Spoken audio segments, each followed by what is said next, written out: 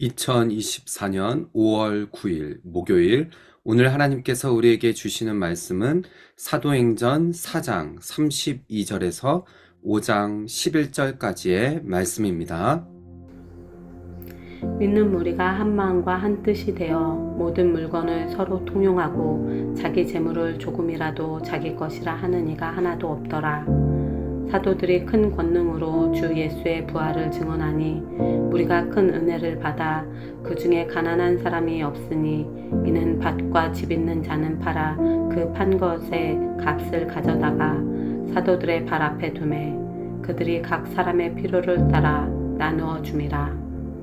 구브로에서 난 레위족 사람이 있으니 이름은 요셉이라. 사도들이 일컬어 바나바라. 번역하면 위로의 아들이라 하니 그가 밭이 있음에 팔아 그 값을 가지고 사도들의 발 앞에 두니라. 아나니아라 하는 사람이 그의 아내 삽비라와 더불어 소유를 팔아 그 값에서 얼마를 감춤해 그 아내도 알더라. 얼마만 가져다가 사도들의 발 앞에 두니 베드로가 이르되 아나니아야, 어찌하여 사탄이 내 마음에 가득하여 내가 성령을 속이고 땅값 얼마를 감추었느냐. 땅이 그대로 있을 때에는 내 땅이 아니며 판 후에도 내 마음대로 할 수가 없더냐. 어찌하여 이 일을 내 마음에 두었느냐. 사람에게 거짓말한 것이 아니오 하나님께로다. 아나니아가 이 말을 듣고 엎드러져 혼이 떠나니 이 일을 듣는 사람이 다 크게 두려워하더라. 젊은 사람들이 일어나 시신을 싸서 메고 나가 장사하니라. 3시간쯤 지나 그의 아내가 그 일어난 일을 알지 못하고 들어오니 베드로가 이르되 그 땅 판 값이 이것뿐이냐 내게 말하라 하니 이르되 예 이것뿐이라 하더라. 베드로가 이르되 너희가 어찌 함께 깨어 주의 영을 시험하려 하느냐. 보라 내 남편을 장사하고 오는 사람들의 발이 문 앞에 이르렀으니 또 너를 메어 내가리라 하니 곧 그가 베드로의 발 앞에 엎드러져 혼이 떠나는지라.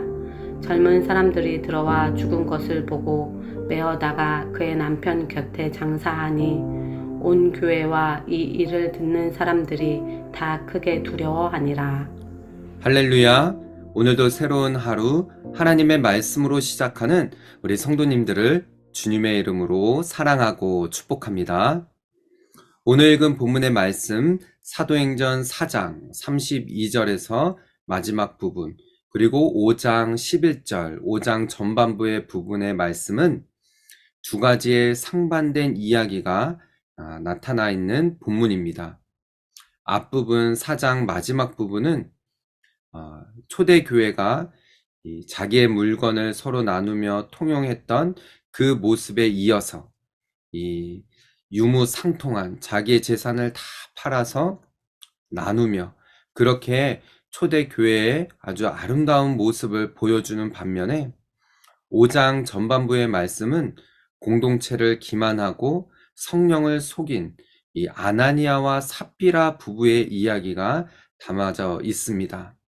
오늘 이 본문의 말씀을 통하여서 우리가 신앙생활함에 있어서 어떻게 우리의 재물과 또 우리의 재정을 어떻게 나누고 또 하나님 앞에서 정직하게 또 사람들 앞에서 정직하게 공동체 안에서 어떻게 신앙생활을 해야 할지 이 부분을 오늘 이 본문의 말씀을 통해서 함께 살펴보며 은혜 나누는 이 시간 되기를 소망합니다. 자, 오늘 본문의 시작 32절입니다.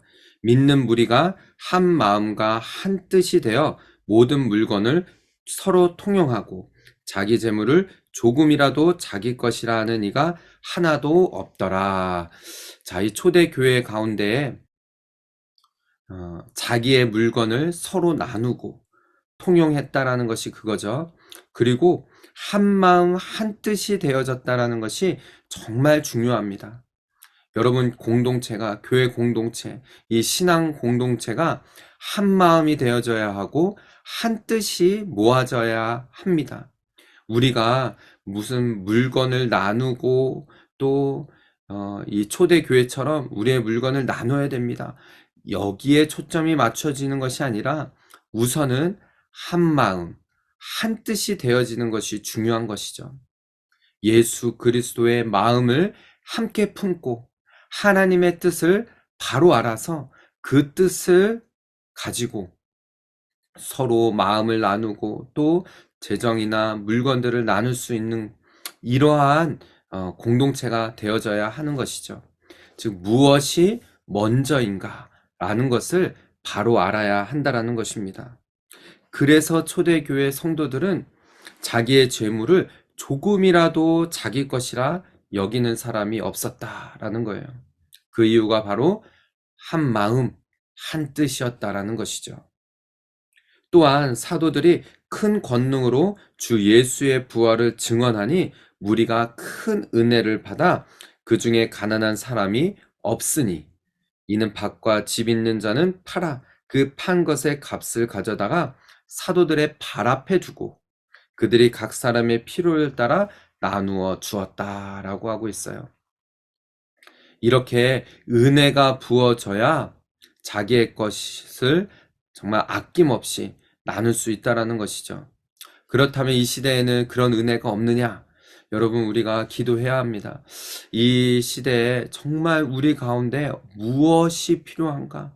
하나님의 은혜, 하나님의 그 크신 사랑, 또 한마음 한뜻 되어지는 것.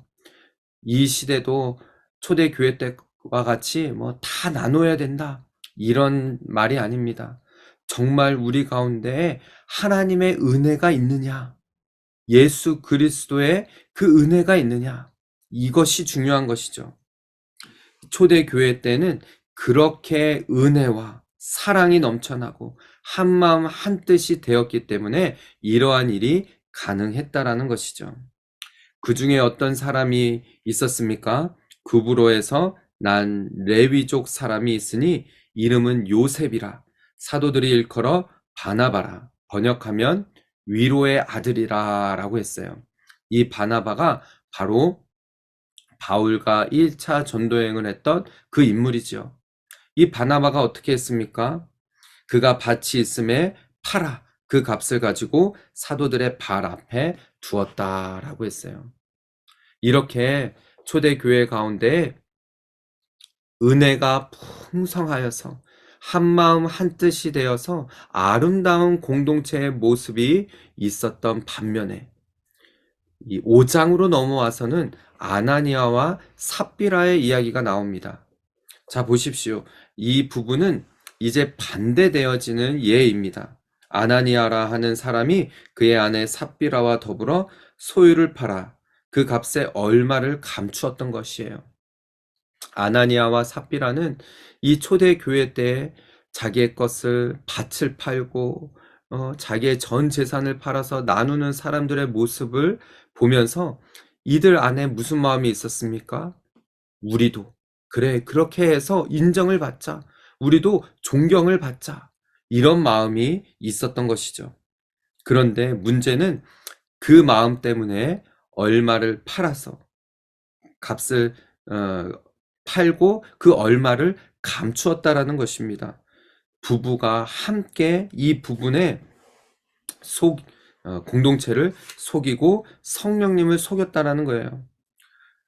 그 값을 밭을 팔고 얼마를 감추고 얼마만을 가져다가 사도들 앞에 갖다 두고 말을 하는 것이에요.